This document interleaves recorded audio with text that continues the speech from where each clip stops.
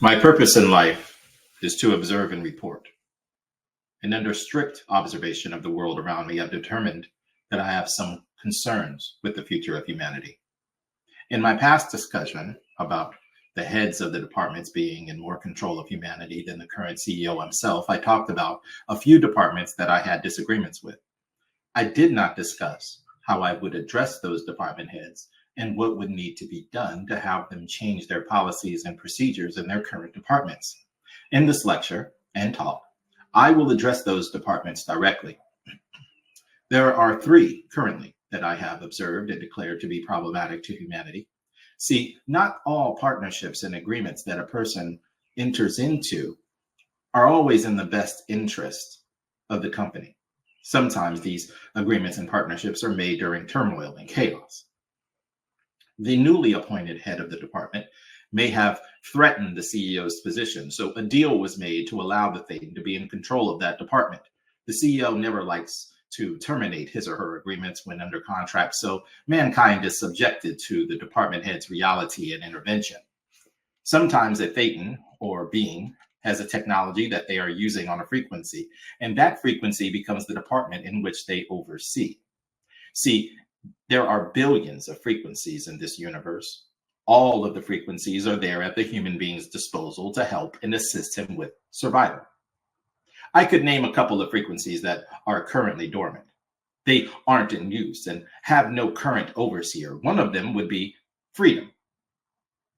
Freedom is a frequency that creates a wavelength. To be quite honest, I don't think anyone is brave enough to oversee this frequency. I can give you an example of what freedom feels like. What if I told you that it's your universe, it's your world, do whatever you like. There are no repercussions here. There is no judgment. That feeling that you feel right now is a frequency that creates a wavelength. Name a time on this planet that someone told you that and it didn't cost you anything. The only time anyone has ever said this to me was during art or writing class, which is quite disturbing to me. If I can do this with communication, I should be able to live life the same way with no barriers or obstructions, completely abstract. Another frequency that creates a wavelength that doesn't have an overseer would be survive. Survive is a dormant frequency. Have you ever been starving and then received a meal that came out of nowhere? That's a feeling that creates a wavelength. Poetry, art, communication are all frequencies that create wavelengths. The current overseer of the communication frequency is doing an amazing job. There is a technology called words, and there is a device connected to the technology that is very effective in the dissemination of communication. We have multiple devices connected to the technology. We have the internet, phones, computers, social media. See, without a device, a created technology is less effective and can be more destructive than it is constructive to mankind. My whole purpose as an observer is to report whether a technology being utilized on a frequency is destructive or constructive to mankind, in my opinion. And under the thorough, strict observation, I have noticed that technology being used without a device to mediate for it is not only not effective, but can also be destructive.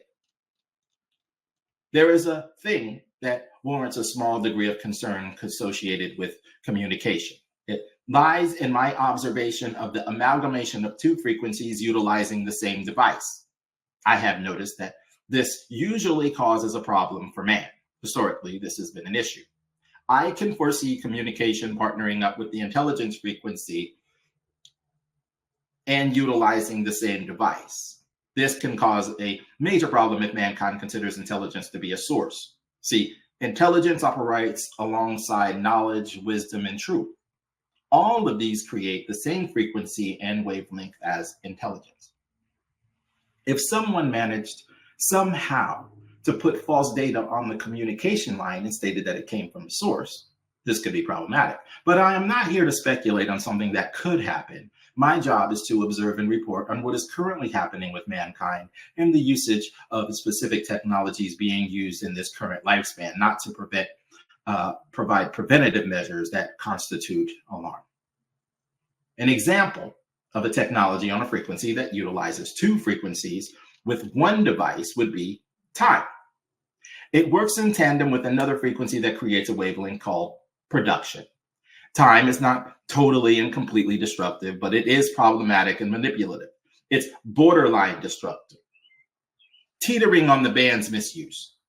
Time is utilizing clocks, calendars, and seasons adjacent to mathematics and reason. Sometimes I wonder if the devices were merely created for the sole purpose of production. This has to be investigated and is causing a major problem to mankind, and this needs to be addressed in future board meetings. Production should be using a device of its own. There has been a technology used on the sound frequency that was completely and utterly destructive to the human beings utilizing the technology. It caused headaches, migraines, health problems, plagues, and disease. It was a very destructive technology, although it created almost perfect, flawless aesthetics around its vicinity. But flawless aesthetics don't negate or constitute the fact that it was destructive. They would manipulate electromagnetic fields to move and cut massive stones merely to construct their magnificent cities, utilizing the buildings for their mechanisms and nuclear power plants. This technology negatively affected the workers and the people living within its walls. They were by no means a primitive species. They were at the peak of their civilization and culture. Yet the edifice of their construction served as an agent of their destruction. Whoever was the observer in that era did a scrupulous job of not only destroying the technology, but also destroying the ideology and writings of its creation to make certain that the technology was never to be reintroduced back into society ever again.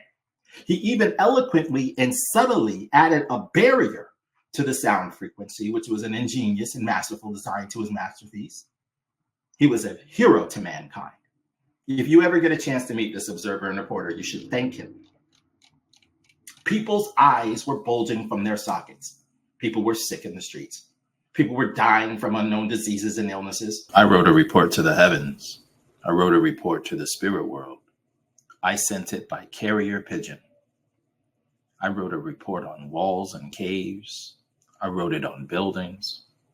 I sent my report through a message in a bottle until someone acknowledged the receipt of the communication. It had to be done. All of this destruction and death was created merely for the sake of the inventor's artificial power. He has been and forever will be fixated on artificial power. All so we can go into his room, read and write his books, make his inventions, and paint his paintings under artificial lighting, as if the sun and the moonlight weren't enough. Now listen to me carefully. If you want to construct anything and you want to give it significance, write your report on it. Write your report on the exterior, interior, on the top, and on the bottom of the structure. And it must not be codified in any way. It must be written in a language that is native to the planet and cannot contain gibberish, babble, or slang. The goal is to preserve a language. The preservation of language and communication is far more profound and significant to a mad scientist than life itself. All mad scientists have a high regard and affinity for language and communication. When I speak from experience and fact. Sometimes I do make preconceived notions and opinions, with this being one of them. The mad scientists like language and communication because it's the only technology that has ever been utilized on a frequency that they actually agree with. If you get a mad scientist at a table planning the destruction of a planet and every organism on it, they will make a list of the things that they would keep and the things that they would decimate. I have never sat at the table with a group of mad scientists planning the destruction of a planet, and never will I in any future lifetimes. But I would leave them my report to read, and I hope they clear every word. There have been things that have destroyed frequencies with